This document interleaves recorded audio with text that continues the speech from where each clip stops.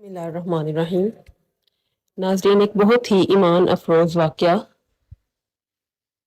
1932 میں عراق کے شاہ فیصل اول نے خواب میں دیکھا کہ حضرت حذیفہ بن یمان رضی اللہ عنہ ان سے کہہ رہے ہیں کہ ان کو اور حضرت جابر بن عبداللہ کو، جن کے مزار حضرت سلمان فارسی کے مزار سے دور ایک غیر جگہ پر آباد تھے، اصل مقام سے نکال کر دریائے دجلہ سے ذرا فاصلے پر دفن کر دیں، کیونکہ میرے مزار میں پانی اور حضرت جابر بن عبداللہ کے مزار میں نمی آنا شروع ہو گئی ہے۔ شاہ فیصل اول یہ خواب بھول گئے، لیکن دوسری شب پھر یہی خواب دیکھا، لیکن پھر بھول گئے۔ تیسری شب یہی خواب عراق کے مفتی اعظم نے دیکھا۔ ناظرین، حضرت حذیفہ بن یمان رضی اللہ عنہ نے خواب میں ان کو یہ بھی بتایا کہ گزشتہ 2 راتوں سے وہ بادشاہ سے برابر کہہ رہے ہیں، لیکن وہ مصروفیت کے باعث بھول جاتے ہیں۔ اب آپ کا فرض ہے کہ انہیں متوجہ کروائیں۔ چنانچہ اس وقت کے وزیر اعظم اور بادشاہ سے مفتی اعظم نے مشورہ کیا کہ اب کیا کرنا چاہیے۔ شاہ فیصل اول نے کہا، آپ فتویٰ دے دیں۔ مفتی صاحب نے وہی فتویٰ دیا اور یہ فتویٰ شاہ عراق کا فرمان اخبارات میں شائع کر دیا گیا۔ 10 ذی الحجہ کے اخبار میں فتویٰ فرمان پڑھ کر تمام دنیا اسلام میں جوش و خروش پھیل گیا۔ ناظرین، اور اس خبر کا چرچا پوری دنیا میں ہوا۔ حاجیوں نے شاہ فیصل اول سے درخواست کی کہ وہ 20 ذی الحجہ تک رک جائیں تاکہ وہ بھی عراق پہنچ سکیں۔ شاہ فیصل نے ان کی درخواست مان لی۔ 20 ذی الحجہ 1351 ہجری کو لاکھوں خوش نصیبوں نے یہ ایمان افروز واقعہ اپنی آنکھوں سے دیکھا۔ حضرت حذیفہ بن یمان رضی اللہ عنہ اور حضرت جابر بن عبداللہ انصاری کے مزار کھولے گئے تو معلوم ہوا کہ حضرت حذیفہ کے مزار میں پانی آ چکا تھا اور حضرت جابر کے مزار میں نمی پیدا ہو گئی تھی۔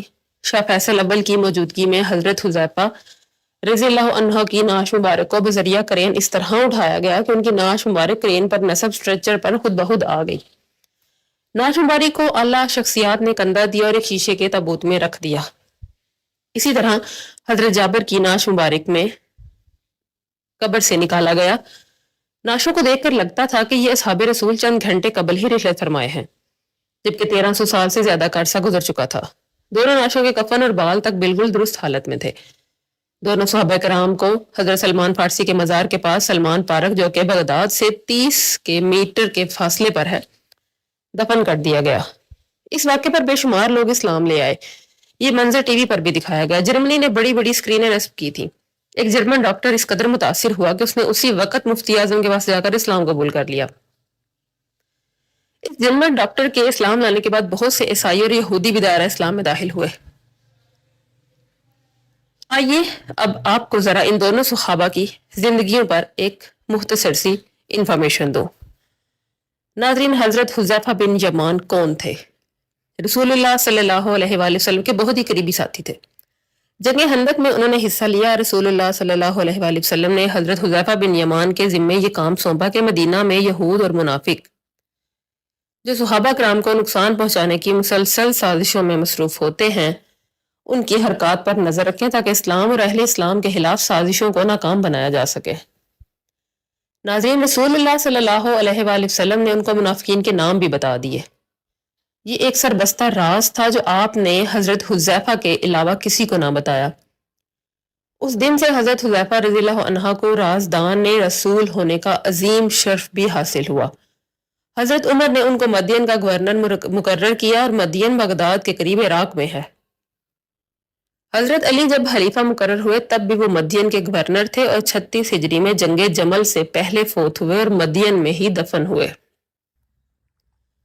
ناظرین، حضرت جابر بن عبداللہ انصاری، انہوں نے 18 جنگوں میں حصہ لیا۔